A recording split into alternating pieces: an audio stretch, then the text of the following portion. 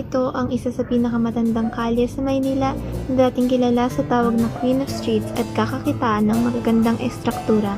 Tara at kilalanin natin ang makasaysayang eskolta kasama ang Kalye Explorers. Panibagong araw na naman para ipakilala ang kasaysayan para sa gaya nating kabataang Pilipino. Kaya ano pang hinihintay natin? Samahan nyo kami tuklasin kung ano nga ba ang nasa likod ng mga nagagandahang gusali dito sa eskolta. So, ganito ang game plan. Ikaw, Mary, doon ka. Ikaw, Marilyn, doon ka. Ako, dito lang ako.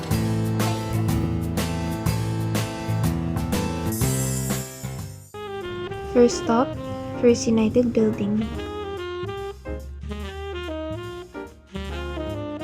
Kinikilala bilang First Art Deco building sa Pilipinas ang Perez Manila Building o mas kilala sa tawag na First United Building.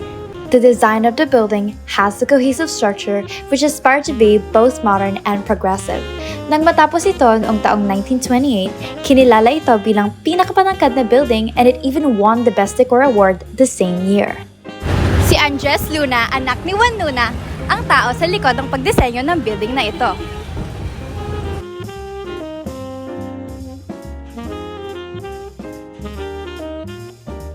Nandito tayo sa loob ng First United Building, specifically sa Hub Make Lab.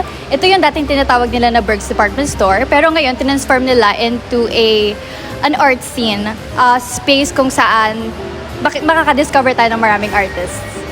Ang space na ito ay tinransform mula sa pagiging shopping center noon hanggang sa pagiging espasyo para sa creative startups at artists ngayon. Kaya naman, perfect ang lugar na ito para sa ating mga Gen Z dahil sa pamamagitan ng pag-inom ng kinahihiligan natin na kape sa local coffee shop dito at pumimili sa mga art ng local artists at damit ng local designers, kahit papano ay nagugunita at nabubuhay muli ang kasaysayan ng building na ito. Up next, tara sa Burke Building.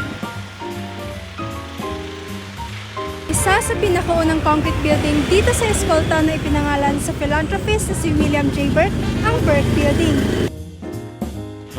Kilala ang Burke Building hindi dahil sa convenience store sa baba nito, kundi dahil dito matatagpuan ang pinakaunang elevator sa Manila. Bukod sa pagkakaroon nito ng first ever elevator sa Manila, ay kinikilala rin ito sa arkitektura ng building na minsan ang nabuwag noong World War II. Na-damage ito noong Liberation of Manila taong 1945. Tara, pasok tayo! Ang cream-colored 1920s glamour building na ito ay gawa ni Damas Fernandez Arquiles na naglingkod para sa revolusyon laban sa Espanya. Last destination, Calvo Building.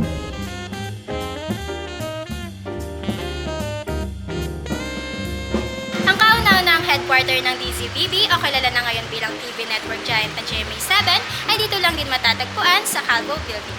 Sa loob ng building na ito matatagpuan ang Calvo Museum kung saan naman tampok ang kasaysayan ng Calvo Building. Tara, pasok tayo! Guys, sa kasamaang palad, sarado pala ang museo. Pero ayon sa kasaysayan, nagbukas ang museyong ito noong 1944 matapos maitayo ulit dahil nga nasira ito noong Battle of Manila. Makikita sa mga nakadisplay na larawan ng mga lumang litrato at memorabilia ng Old Manila. Magandang paraan ito upang sariwain ng kasaysayan hindi lamang ng Maynila, ngunit pati na mismo ng building na ito. Dapat ay idagdag na ang Calvo Museum sa mga list of destinations ng mga Gen Z na nahihilig ngayon sa mga museum dates. Maganda rin na hindi lamang natin nababasa sa libro ang history ng mga lugar, kundi napupuntahan at nakikita rin ito ng pisikal sa pamamagitan ng ganitong mga museo. Ano, kamusta po masyal? Okay naman, masaya! Kayo, nag-enjoy ba kayo? Siguradong marami kayong natutunan sa exploration natin ngayon. Pero bago yan, recap muna tayo. Ang eskolta ay tinatag noong 1594 at isa sa pinakamatandang kalye ng Manila. Malaking dagok ang idinulot ng World War II sa eskolta na minsan ang naging sentro ng mga negosyo sa Maynila. Pati ang mga eleganting building ay nasira rin dahil sa giyera. Nag-umpisang maging parte ng kasaysayan ng eskolta dahil sa ginampanan nitong papel sa Manila-Acapulco Galleon Trade na nakahikayat ng mga mangangalakal mula Fujian, China. Bilang minsang binansagang Wall Street of Asia, ang eskolta ay makikita rin dito ang iba't ibang infrastruktura na makasaysayan at nabigay ng maraming first time sa larangan ng arkitektura sa Pilipinas, gaya na lamang ng First United Building, Burke Building, Calvo Building, Roman Santos Building, Regina Building at marami pang iba. Hitik sa kasaysayan ng eskolta at masaya kaming nakasama kayo sa paglalakbay na ito. Laging tatandaan na bilang kabataang Pilipino, huwag tayong titigil sa pag-aaral hindi lamang ng malalaking kaganapan sa kasaysayan, kundi pati na rin ng mga kasaysayan na hindi nagaanong nabibigyan ng pansin. Hanggang sa susunod na pagpaplas ng ito pang kalye sa iba pang panig ng Pilipinas. Muli, kami ang Kalye Explorer!